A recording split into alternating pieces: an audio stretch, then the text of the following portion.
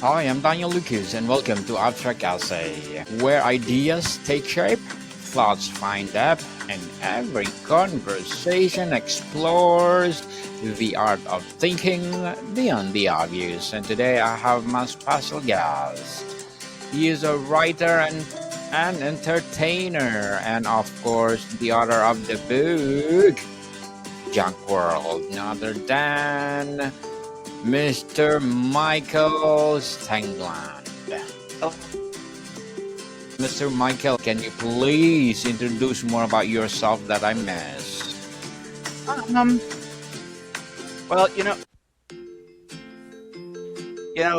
I would hope that I'd have done enough interviews by now that I would have a good reason, have a good sense of what to say. But no, I guess as it pertains to this, I am a writer. I've had one book that is currently available. I'm regularly working on new projects.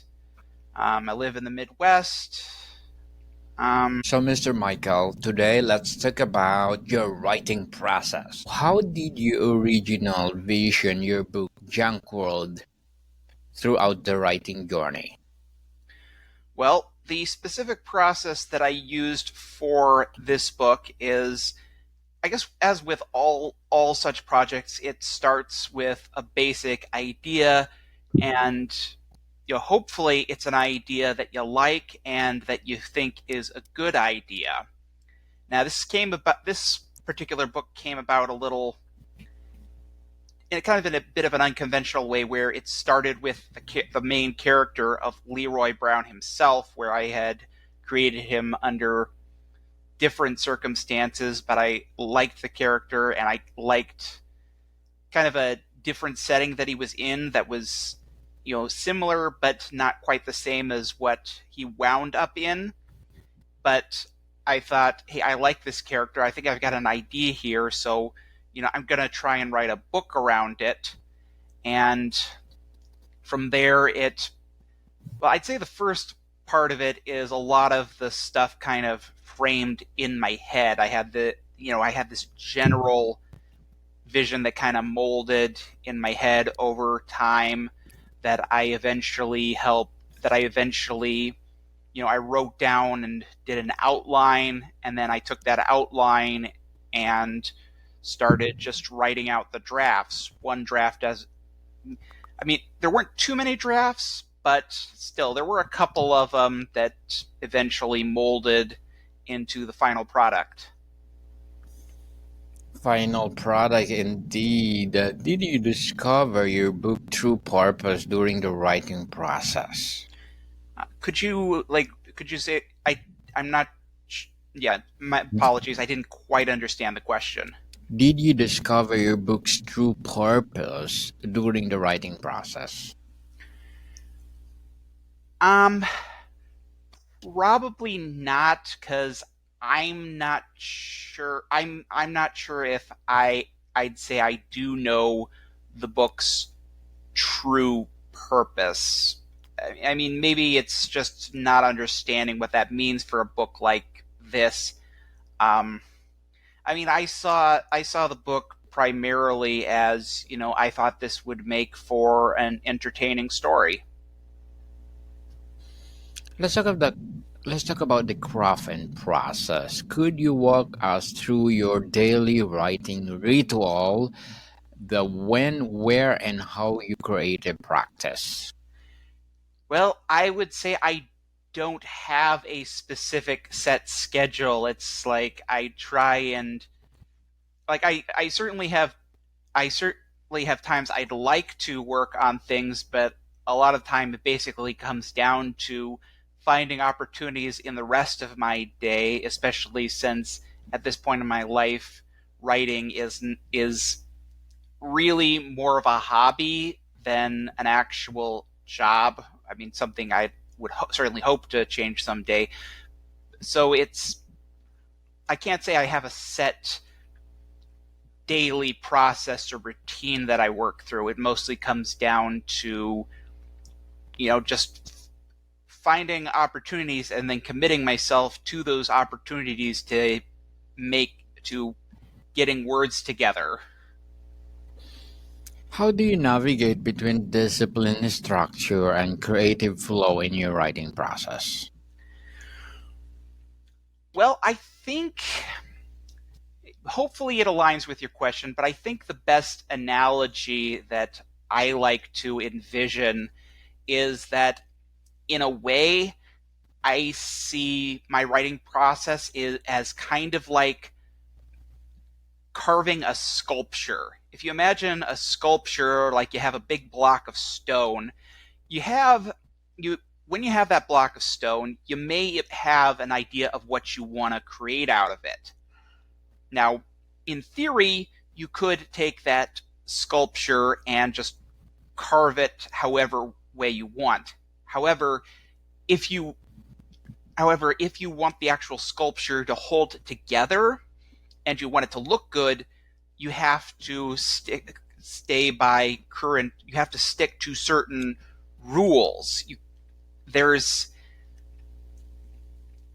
there is it's so it's a matter of navigating. Okay, how do I take what I want and make it fit within how the what does the sculpture need to have?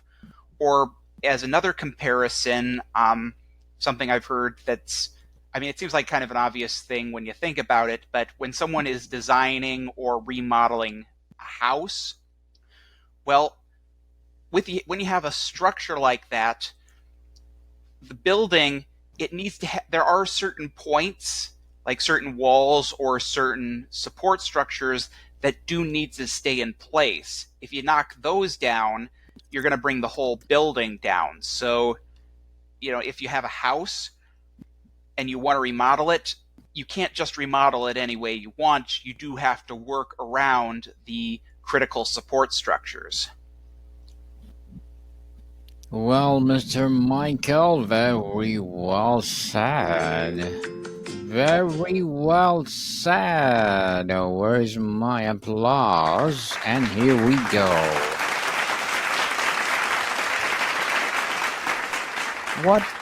What's your relationship with writer's block, and what the secret passageways have you found through it?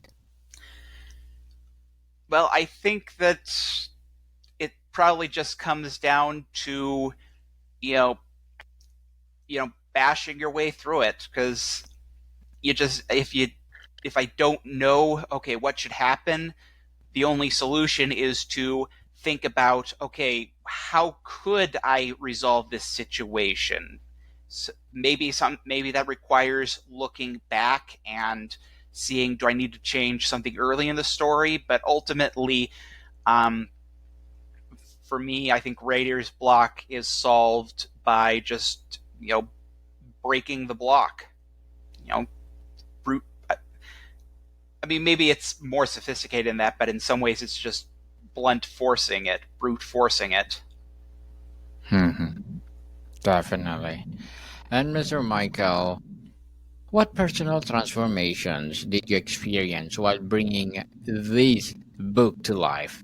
Junk World. Well, I don't know. Well, actually, yeah, now that I think about it, I'd say the biggest transformation through this book is that when I initially, was developing it, I was going through the traditional process. You put together a manuscript you like, that you think is good to send out. You search for a literary agent, and then you try and find an agent who can, find a publisher for you. Unfortunately, that didn't pan out. I had like one potential agent that almost could have gone somewhere, but it just fell apart. I don't know what happened. But anyway, when I couldn't find an agent, I thought, okay, I still think this is good. I just can't find anyone for it now, so I'll put it on the shelf. I'll see if I can come back to it later. So a couple years later or so,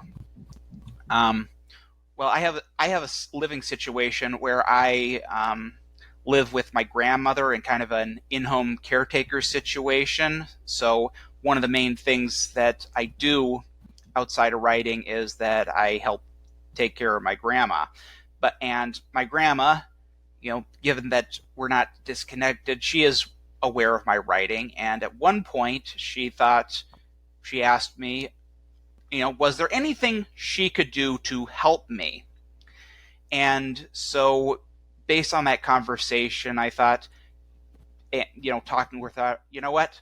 I guess I will take a shot at an unconventional process like the self publishing or hybrid publishing. And when I'm looking at this, I'm thinking, okay, I have more than one thing that I have written. Which of the projects that I've written do I think would be the best option to try using for this? So I decided Junk World was the best option to try doing the hybrid publishing route. And so basically the biggest personal transformation is that it shifted me from focusing on the traditional publishing route to at this point, even with the new stuff I've worked on, my focus is not on traditional publishing, but taking the approach of the more unconventional hybrid and self-publishing route that has become increasingly viable and doesn't quite carry the same stigma that it used to. Mr. Michael, how did your book end up writing parts of you rather than writing it? Um. Well, the closest I can think of to answering that is, there is that when I mentioned before the outline process, and working ideas out in my head and figuring out, okay, how is this book ultimately going to go? What's the journey that Leroy Brown and the other characters go through? Now, there's one character in the book that initially, when I was doing this outline, he wasn't even a thought. But as I was going, in the actual writing process, I came to a point where I needed this kind of captain character, because one of the elements in this junk world that I established, sort of, part of it is a sense of, personal taste and whimsy that I thought would be fun to have in here is, these giant land ships that are kind of put together, assembled from, and repaired from junk, but they roll around on giant wheels and treads, what have you. So Leroy winds up on this, and obviously if you're going to have something like that, the ship needs a captain. So as I'm getting to this point in the book, I toss in this captain character, and what unexpectedly happened was that this character that I created out of necessity, that wasn't even a thought in my mind when I was initially outlining the book, the character wound up becoming one of the most important and critical characters in the book, to the point where where I could theoretically, if it wasn't Leroy's book, if Leroy wasn't so central to the plot, there could have potentially be a different version of this book where this character that didn't even exist in the first place, in fact, becomes the main character. And he arguably has I'd say he has at least as big a character arc as Leroy himself does, which I thought was very fascinating when I look back on it. It's kind of like, where I've heard it said that there's two main ways that books are written. Either you write by the seat of your pants or you plot it out. And what I see is that this captain character, he's kind of like a seat of your pants character that found his way into this plotted book. So Interesting indeed, Mr. Michael. And how do you handle the delicate art of showing versus telling transformation writing? You know, I'm not sure it's something I've given a whole lot of thought to. It's probably, for me, it's probably something that I look at more in the moment when the writing process is happening. I don't know. I'm not sure if it's an unconscious thing or if it's something I don't think about. It's more, it's kind of an in the moment thing that, yeah, I don't know. It's like there's some things that you do in life, not just in writing, where it's an important thing to take into consideration, but if you're not actively dealing with it, it really doesn't take up a place in your mind. Mr. Michael, what techniques do you use to create a magical portal effect for readers?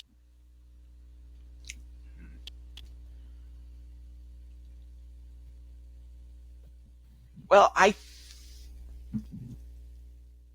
think there's one important thing is to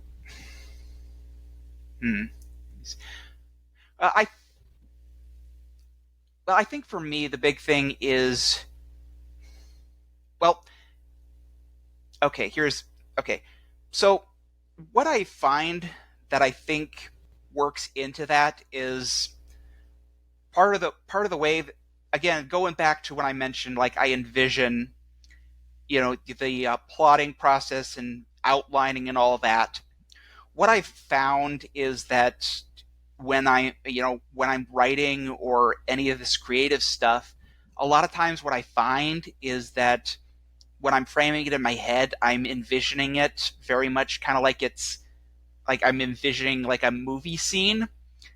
And then when I'm writing, I'm kind of taking that movie scene and in a sense kind of transcribing it or describing the scene that I see in my head. So when I put the words to page, a lot of times the basic process of getting it there is describing, okay, here's the vision of what's in my head, which unfortunately, it's not always the smoothest process, and it can make it, it can make it difficult at times to get that cleanly there, especially since I have a very clear vision of what I'm seeing, but I do have to keep in mind I don't want to distract or throw in stuff that's unnecessary, but it does very much help me envision this other world when I've got a vision for it, and it's a process of trying to put that vision to words. It's kind of like how they say a picture is worth 1,000 words. Well, I've got the challenge of trying to take that picture and get it down to less than 1,000 words, because you can very much leave the audience behind by giving them too much unnecessary information. How do you deal with moments of self doubt or inner criticism during the process? I say it's a matter of, I I think I can sum it up in a sense with a quote I keep going back to that I created for myself that helps me not just with this, but I guess anytime I'm looking at a down sense, and it's that, as long as you're alive, there remains hope that things will get better. So, even if I'm in a tough spot now, if I just think ahead to, okay, but what could happen tomorrow and what could happen after that? Yeah, things might be bad or things might get worse, but I don't know what's going to come tomorrow, so it could be something good, but I need to keep going forward to see what's tomorrow. And ultimately, I got to envision, okay, what could be possible if I just keep pushing through.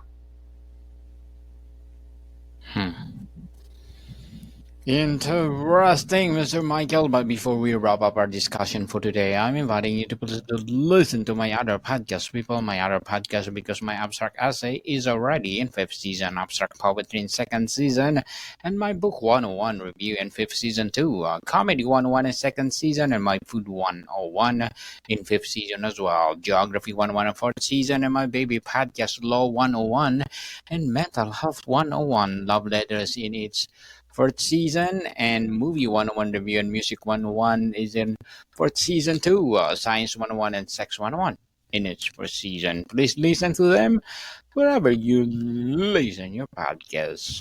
So, Mr. Podcasts. Yes, so Mr. Michael, what invisible threads connect a person you were when you started, who you become through this process? Writing Junk World. Could you repeat the question? What invisible threads connect the person you were when you started to who you become through this process in writing Junk World?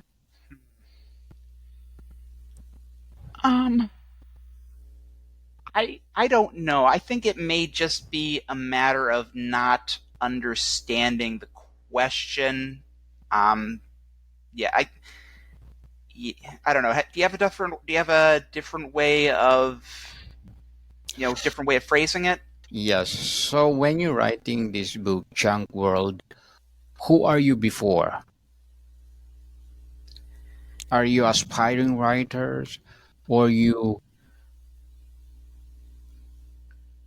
Well, I don't know if this properly answers it, but I think that getting this book out, I'd say in a sense is a milestone in that before, all the stuff I'd written pretty much just stuff that is either is pretty much on my computer or on the shelf, as it were. Well, with this, even if it's a situation where I haven't had a whole lot of success in selling it thus far, it's still something. It is still a project that I have actually completed. I can hold this book, I can show it to people, I can say I have actually put together a finished product. And what's more, it's something that even if I don't manage much with it now, given between the fact that, look, I still believe in it, and the few people that have read it and given me feedback, it's been positive. So there's still hope that, since I am still working on other projects, hey, if one of those manages to be that kind of breakthrough hit, well, I already have something else that people can go back to, and I can say, hey, if you like this, maybe you'll like this other thing I've written. Interesting, Mr. Michael, and thank you so much for sharing your knowledge and wisdom to the world. So can you please invite our listeners to support Junk World, the Ballad of Leroy Brown? Well, the main thing I pointed it to, and I think it's like on the screen, I presume this, as it's seen, I mainly point people to the Goodreads page. It's nothing else because, as I've seen on there, well, hey, it provides a link to whatever your favorite bookseller is, and as long as you're purchasing it, I'm not going to be partial to who you purchase it from. Yes, people, let's support Mr. Michael Stangeland, because if you support him, for sure, more and more Junk World to come. So, Mr. Michael, thank you so much for your time. Yes, and thank you for having me on. More to come, people. See you soon.